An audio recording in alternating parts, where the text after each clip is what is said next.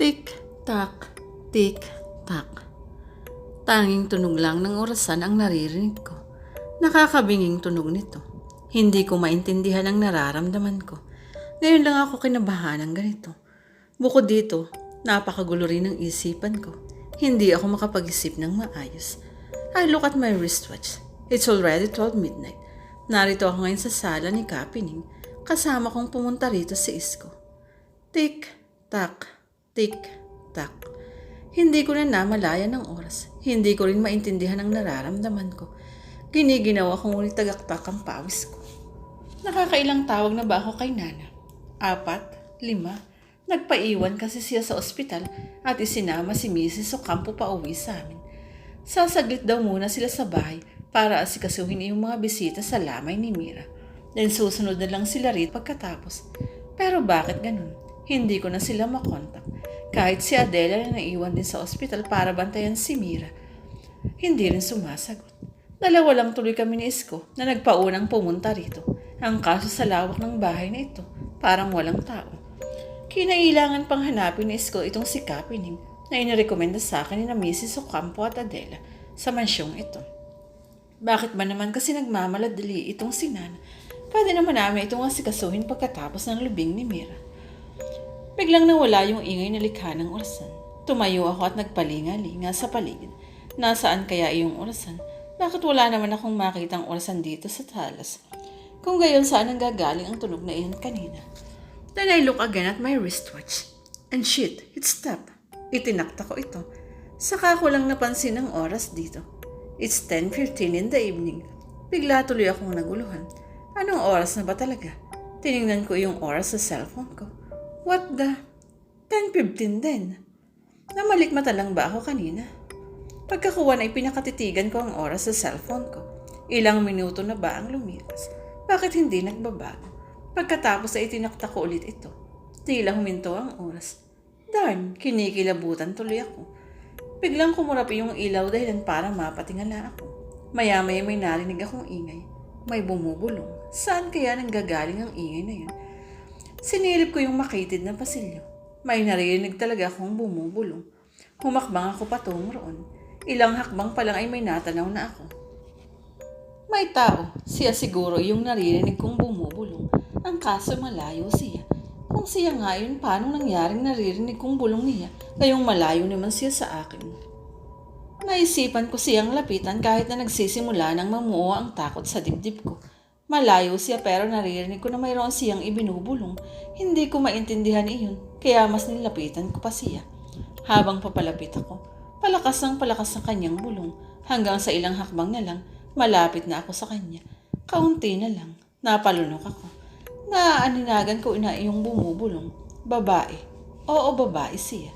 Nakatalikod siya sa akin habang may ibinubulong. Yakap niya ang kanyang sarili habang nanginginig. Napansin ko rin na gumagalaw ang balikat niya habang ginagawa niya iyon. Miss, are you alright? Tanong ko sa kanya. Napansin ko kasing basa siya ng ilang hakbang na lang ang layo ko sa kanya. Hindi siya umimik. Nanatili lang siya sa kanyang posisyon habang nanginginig pa rin ng balikat. Wari ko'y ginaw siya. Lumapit pa ako ng bahagya. Miss, utal kong banggit dahil sa kaba. Subalit wala pa rin akong tugon na tanggap mula sa kanya. Sa halip lalo pang bumilis ang pag-uga ng balikat niya. Kasabay noon ay ang pagpatak ng tubig na animoy ulan mula sa mahaba at basang-basa niyang buhok. Nakatalikod pa rin siya. Miss, babalikan kita. Napaatras ako. Kinutuba na kasi ako. Pero nagulat ako nang umatras din ang naturang babae. Lumakad din siya ng paatras. Wala ba siyang balak na lingunin ako? Namalayan ko na lang na paatras na pala ako ng paatras. Nagpatuloy siya sa ganoong gawain. Palapit na siya ng palapit sa akin, pero paatras ang lakad niya. Nagimbal ako sa takot kaya umatras pa ako. Nakapako ang tingin ko sa kanya habang humahakbang din patras. Pero itong babae, bumibilis, takbo na. Lalo siyang bumilis, papalapit. Kaya ako, buong lakas pumihit. Kumaripas ako ng takbo hanggang sa marating ko ang sala kung saan ako nanggaling. Roger Santos, tinig na mula sa aking harapan. Napaangat ako ng tingin habang hinihingal na habol ang hininga. Who are you? Tanong ko sa lalaking sumulpot na lang mula sa kung saan. Lumapit siya sa akin. Just call me Kapining. Kinamayan niya ako. Kinamayan ko rin naman siya. Napansin kong marami siyang dalang bagahe. Okay ka lang ba? Mukhang hinihingal ka. Nakakunot ang noo niyang sabi. Tumangulang ako. Paano ko ba sasabihing minulto ako? Paano ko ipapaliwanag na nakita ko? How did you know my name? I asked instead. Ngumiti siya sa akin. Because I know that you're coming. Kayo ni Isko. Huh? Seriously? Pero ayaw kong magpaligo-ligo pa. Didiretsahin ko na yan. We came here to talk to you about Mira, right? Sinalo niya ako sa sasabihin ko. Ha? Nasabi ko na lamang. Kapining, sabay dating ni Isko na kasalukuyang pababa ng hagdan. Isko, tinanguan lang niya ito at pagkatapos ay binuhat na ang mga bagahe. Let's go. Nagkatinginan kami ni Isko. Saan tayo pupunta? Tanong ko. Sa bahay ninyo. Seryoso ang mukha niya. Sasama ka sa amin. Tila hindi makapaniwala si Isko. Tumingin sa akin si Kapining. Oo, kaya nga hinanda ko na ang gamit ko. Alam mong darating kami. Hindi pa rin ako makapaniwala. Tumangulang siya. Ang buong akala ko, mahihirapan kami kumbinsin siya. Pero taliwas pa lang ang akala kong iyon sa aktwal na mangyayari. Akala ko'y ayaw mong madamay. Kahit Sisko ay hindi makapaniwala sa agarang pagpayag ni Kapining. Bigla akong nabakas ang lungkot sa mga taniya. It's too late para tumanggi pa ako. Ayokong madamay ang anak ko. Kaya tutulungan ko na lang kayo. Iyon bang anak mo ay babae? Nagbabaka sakali ko. Nagkatingin sila ni Isko. Lalaki ang anak ko, Justin ang pangalan niya. Aniya habang nakatingin sa akin. Naku, sabi ko na nga ba't hindi pang karaniwan ang nakita ko kanina? Sino kaya yung babae kanina? Nasa kapatid ko ngayon si Justin. Ako lang ang tao dito. Pagpapatuloy pa niya. Napayuko na lang ako. Samantala napansin kong tumitig sa akin ang matalim si Kapining. Iyong nakita mo. Napaangat ako ng ulo. Paano niya nalaman? Iyong nakita mo. Seryoso ang mukha niya. Si Mira iyong nakita mo. Ano? Tila nawala ako sa aking sarili at nakwelyuhan ko siya. Umawat naman si Isko sa amin. Tama na yan, Roger.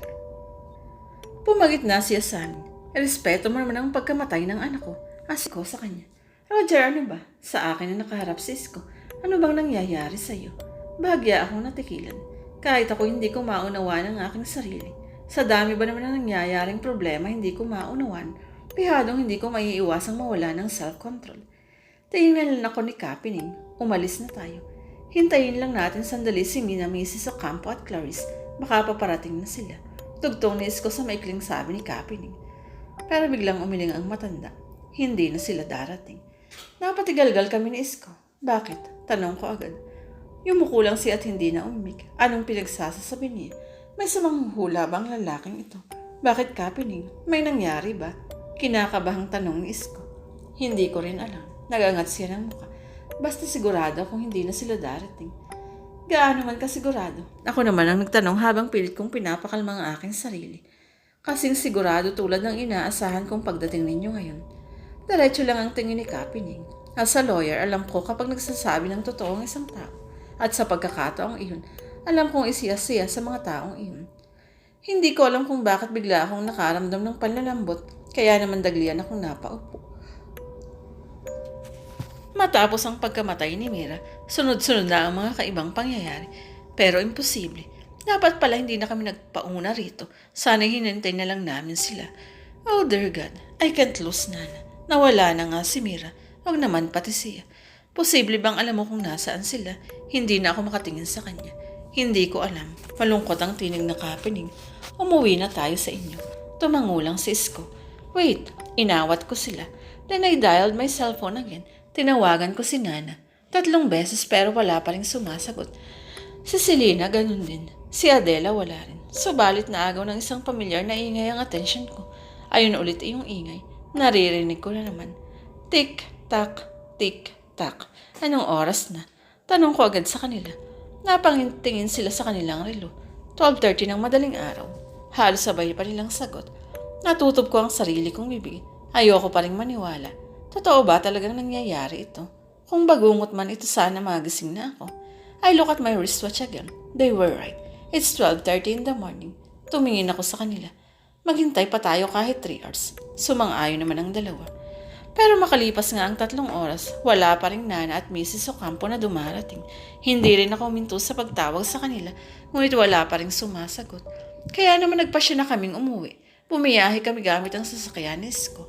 Dumiretso kami sa ospital dahil kailangan ko munang daanan si Adela sa pagbabaka sakaling magkakasama lang sila Nana at Mrs. Ocampo.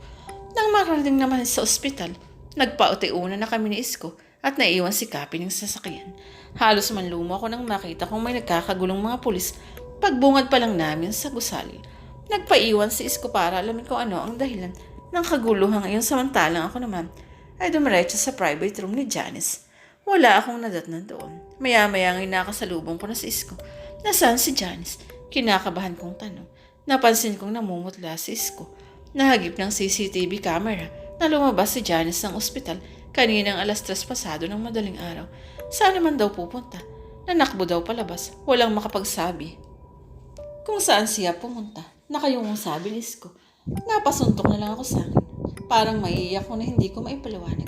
Si Adela. Lumabas daw ng 9 p.m. pero hindi na bumalik. Anong ibig sabihin nito, Isko? Naluluha na ako. Nawawala sila. Hindi na ako nagdalawang isip. Tara sa bahay. Bumalik kami sa sasakyan at dumiretso sa bahay.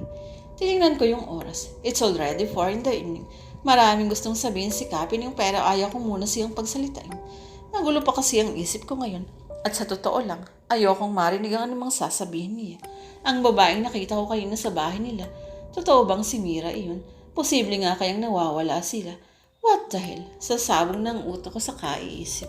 4:30 na ng madaling araw nang tingnan ko yung orasan namin sa may pintuan.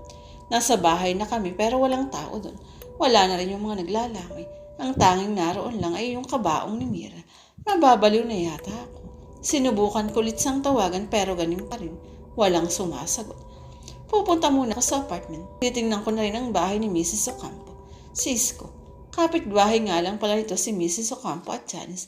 Tumangulang ako sa kanya. Wala na ako sa sarili. Sa ospital naman ako. Baka makakuha ko ng impormasyon nun. Anikapin na ng mga oras na iyon ay mahinahon lang. Wala pa rin talaga ako sa aking sarili. Hindi ako paniwala sa mga nangyayari. Pinilit kong magsalita. Nakala ko ba paranormal expert ka? Baling ko kay Papining. Bakit hindi mo masabi sa amin kung nasaan sila? Napatingin din sa kanya si Isko. Napapuntong hininga naman siya. Pinipigilan niya ako. Sino? Magkapanabay naming tanong ni Isko. Sino ang pumipigil sa'yo? Bumuga muna siya ng hangin. Pinipigilan ako ni Mira. Nagkatinginan muli kami ni Isko. Bakit naman gagawin ni Mira yun? Biktima rin siya, diba? Si Isko ang nagtanong. Hindi ko rin alam. Yun ang ipinagtataka ko, kaya gusto ko rin malaman. Sagot ni Kapining. Tumikhi muna ako. Hindi ganun ang pagkakakilala ko kay Mira. Mabait ang anak ko. Tumingin lang silang pareho sa akin. Hindi man nila sabihin. Pansin kong bakas ang lungkot sa kanilang mga mata.